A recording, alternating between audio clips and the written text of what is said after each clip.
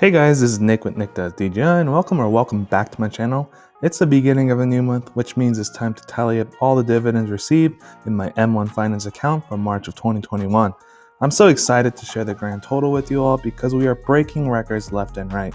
So let's get into it.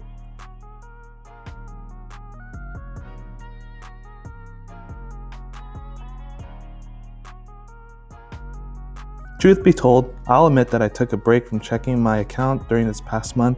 A part of me felt burnt out from constantly reading the market headlines and the increased volatility that we, the investors, have experienced since the new year. Having checked my account no more than 3 times, this is a great example of long-term passive dividend growth investing. Once the initial research, due diligence, and stock buying were completed, there is minimal upkeep or monitoring for the most part. Even for the 30 plus positions in this portfolio, this is akin to farming and planting the golden seeds now to reap the passive dividend income in the future.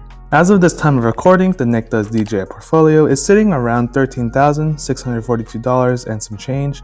Using a money-weighted return, this portfolio is up 21.29% since starting this portfolio back in September. This portfolio contains 36 holdings with a 2.73% dividend yield with a 0.04 expense ratio. If you are interested in seeing all 36 holdings, feel free to click on the M1 Finance link in the description below, or comment down below if you would like me to make a separate video going over each position. But in total, I received 17 dividend payments during March of 2021. On March 1st, we received 1 dividend payment from Visa for a total of 57 cents. On March 2nd, we received 1 dividend payment from Global X Nasdaq 100 covered called ETF for a total of $1.49. On March 5th, we received 2 dividend payments, one from Pfizer for a total of $3.15 and 2 Starbucks for a total of $1.56.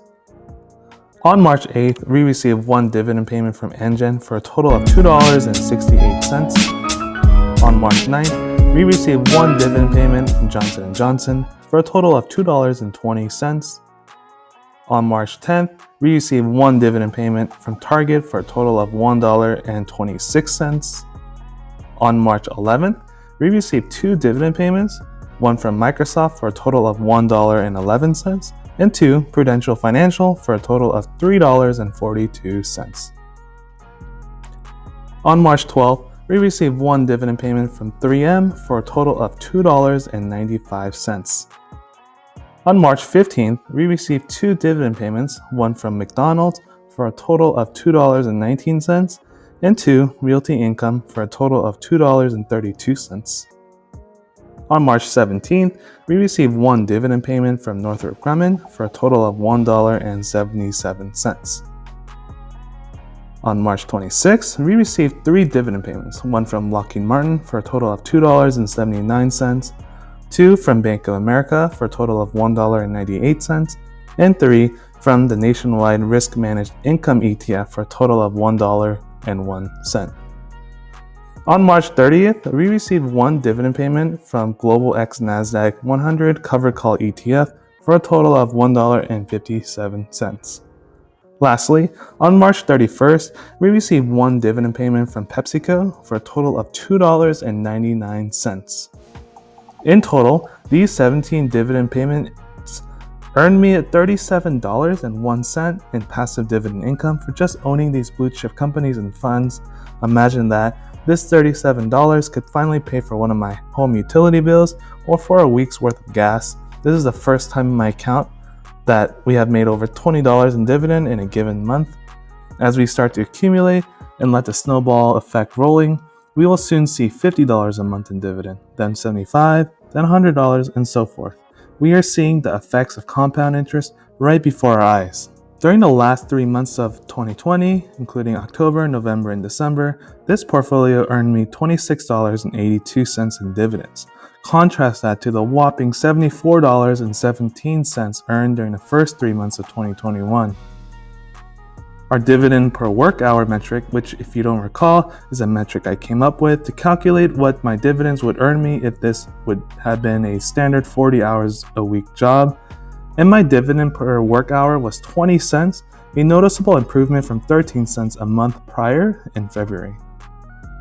In total, I invested $325 into this account during the month of March. I know that I stated in a previous video that I had aimed to contribute at least $1,000 each month, but my wife and I ultimately decided to take a temporary stock diet as we reallocate some money around in our budget.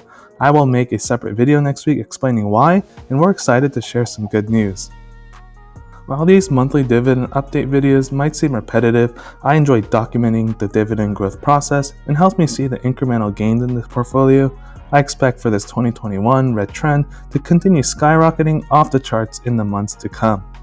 And this is perhaps sentimental, but I used to watch other people's Robinhood and M1 Finance portfolio and dividend update videos on YouTube. This eventually inspired me to create the Nick Does DGI YouTube channel towards the end of November of 2020.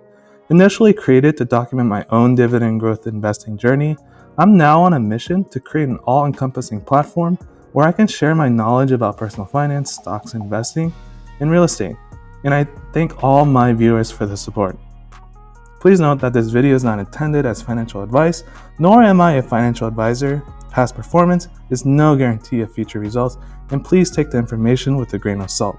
Please do your own research and due diligence when deciding to invest in investable securities.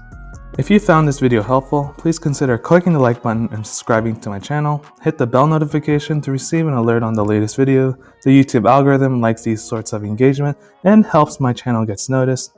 Until next time, take care.